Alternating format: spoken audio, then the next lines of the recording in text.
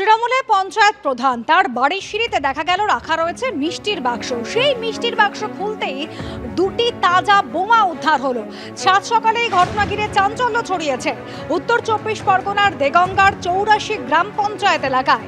সকালে তৃণমূল প্রধান বাপ্পা মণ্ডলের বাড়ির দরজা খুলতেই সিঁড়ির ওপরে দেখা মেলে মিষ্টির বাক্স, আর সেই বাক্সের মধ্যে গুছিয়ে রাখা ছিল দুটি তাজা বোমা। এরপর দেগঙ্গা থানার পুলিশ যায় ঘটনাস্থলে, বোমাগুলি উদ্ধার করে। তবে তৃণমূল প্রধানের বাড়িতে মিষ্টির বাক্সে কে বা কারা এভাবে বোমা রেখে গেল তা নিয়ে ধোঁয়াশা ছড়িয়েছে।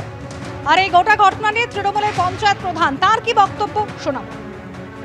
সকাল 5:30টার দিকে মা দরজা খুলে দেখে গেটের সামনে একটা পার্সেল আছে। মা সঙ্গে সঙ্গে আমাকে ডাকে।